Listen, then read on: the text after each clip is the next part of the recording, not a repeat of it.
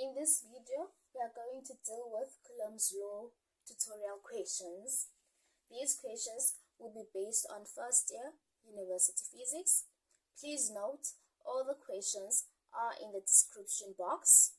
For the first question, we are given this drawing in the tutorial. Okay? So, let's read question 1. So, question 1 says, consider 3-point charges located at the corners of a right triangle, where charge 1 is equal to charge 3, which is equal to 5 microcoulombs. Charge 2 is equal to minus 2 microcoulombs, and A is equal to 0.1 meters. Find the resultant force exerted on charge 3. Okay, so the first thing we have to do, looking at the drawing, is to get an idea of the direction in which our resultant force will be going. Okay, so now looking at charge 3, we know that like charges repel each other and opposite charges attract each other. What will be the force that will be exerted by charge 1 on charge 3? This force will be a repelling force. So in other words, because of charge 1, charge 3 will want to move away from charge 1, because charge 1 is a positive point charge and charge 3 is a positive point charge. So charge 3 will move away from charge 1. Okay, so here the force exerted by charge 1 on charge 3 is in this direction. Okay, this here is our F1 on 3. Okay, now let's look at the force exerted by charge 2 on charge 3. Charge 2, we are told that it's a negative point charge, and we know that our charge 3 is a positive point charge. Unlike opposite point charges attract each other, or unlike charges attract each other. So charge 3 will want to move towards charge 2. So the force exerted by charge 2 on charge 3 causes charge 3 to move towards charge 2. So our force will move in this direction. Okay, so this right here is F2 on 3. Okay, based on our F2 on 3 force and our F1 on 3 force, we can already see that our resultant force will be somewhere along this direction, right? We can already guess that our resultant force will be somewhere along this direction, along this road. It's probably gonna have a positive vertical component and a negative horizontal component. Okay, now let's check if that is true. Let's check that if our F resultant is indeed in this direction with a positive vertical component and the negative horizontal component. Okay, so what do? We calculate F1 on 3. This is equal to K Q1 Q3 divided by the distance from charge 1 to charge 3 squared.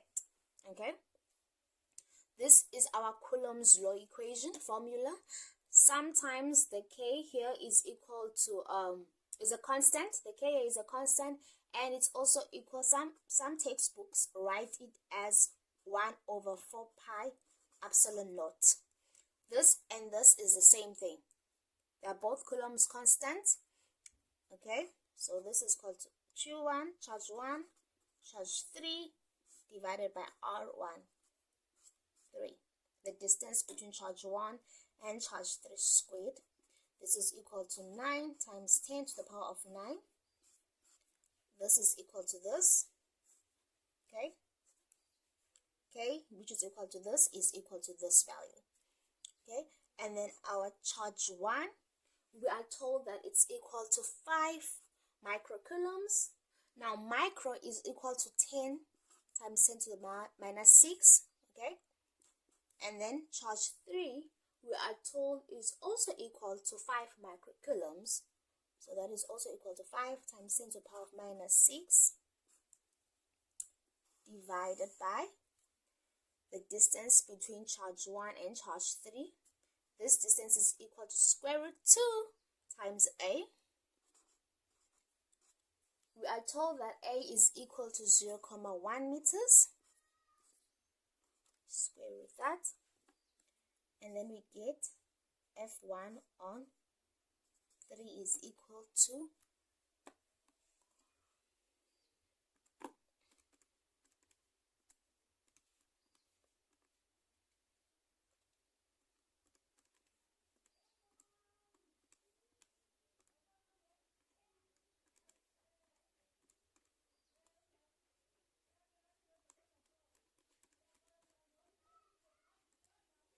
I got 11,25 newtons for my answer. So this force here is as a result of charge 1 acting on charge 3. Okay. And then let's now calculate our F2 on 3. This is going to be equal to K times Q2, Q3 divided by R23 squared. This is equal to 9 times 10 to the power of 9 coulombs constant. And then charge 2. Charge 2 is a negative point charge. However, we are only supposed to put the absolute value of the point charges and not the negative. So we're going to have 2 microcoulombs, 2 times 10 minus 6. And charge 3 is given the value of 5 microcoulombs, 5 times 10 minus 6 as well, divided by the distance between charge 2 and charge 3, which is equal to A. Our A value is 0.1 meters squared. So this is equal to, put that in our calculator,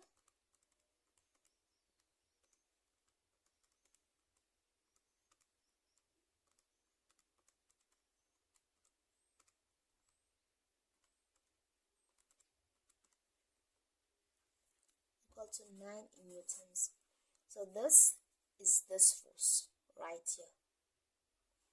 Okay. And now, in order for us to get the resultant force acting on charge 3, we have to break F1 on 3 into its horizontal and vertical components, and we have to break F2 on 3 into its horizontal and vertical components. We're going to combine the horizontal components together, and we're going to combine the vertical components together. Okay? So,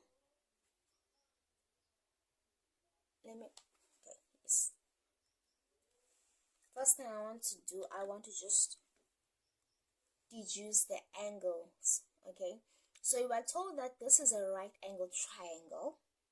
So basically that is equal to 90 degrees. And we're also told that these two are, this is A, this is A. So this is an isosceles triangle. These two angles are equal. If that's equal to 90, then these two have to be equal to 45 degrees each.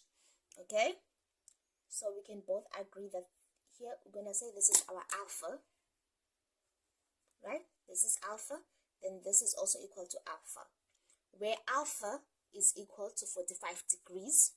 Okay, and this is our 90 degree angle here. What else? Okay, I also know that this, okay, I want to break now the force F1 on charge 3 into its two components. It has the horizontal components as well as the vertical components. Okay, so the horizontal components, this will be F1 3x, and then here this will be its vertical components. I don't want to write it down, otherwise it's gonna get clouded. Okay, we can well agree that this is also equal to alpha. Vertically opposite angles are equal, so this is alpha, then this is also equal to alpha, so this is 45 degrees. Okay, now from that, since this is 45 degrees and we have the length of this, the length of the hypotenuse is equal to the force of charge 1 on charge 3, right? So this is equal to 11,25 newtons, and then we also have the angle. We can find the vertical component of this force as well as the horizontal component of this force. So let's take sine theta first. Sine theta is equal to F13, the y component, divided by F13, which is just the force of charge 1 acting on charge 3. Okay, we can rewrite this as F13y is equal to F13 times sine alpha, which is equal to 11,25 times sine 45 degrees. This is equal to 3y is equal to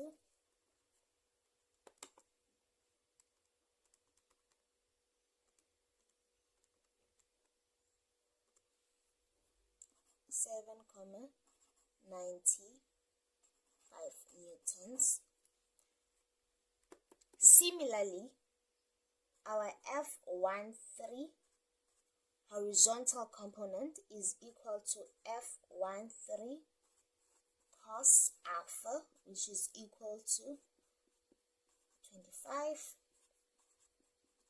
sine, this is supposed to be cos 45 degrees.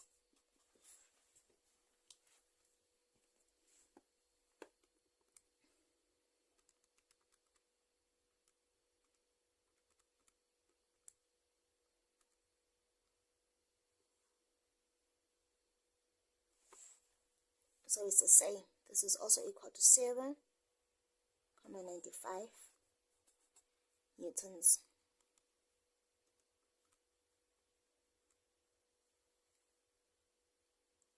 Okay. And then from that, we now look at our F2 on 3. Okay, the force on charge 3 is a result of charge 2. Looking at our drawing, we can see that F2 on 3 does not have a vertical component. It's a horizontal force, right? So we can clearly say that F2 on 3 x is equal to F2 on 3, which is equal to 9 newtons. Okay,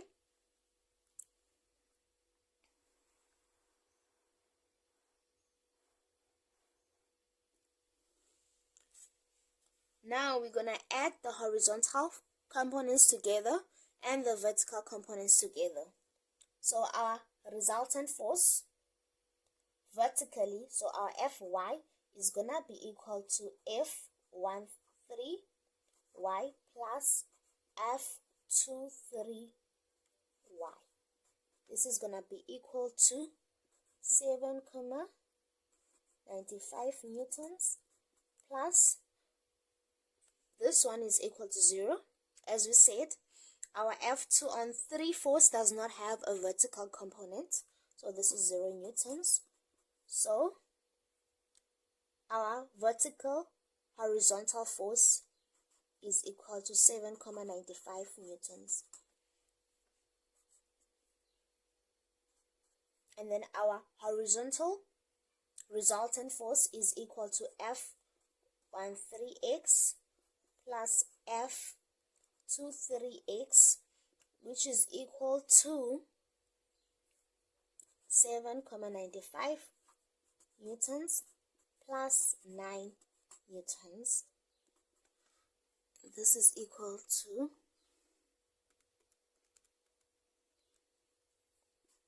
16.95 newtons.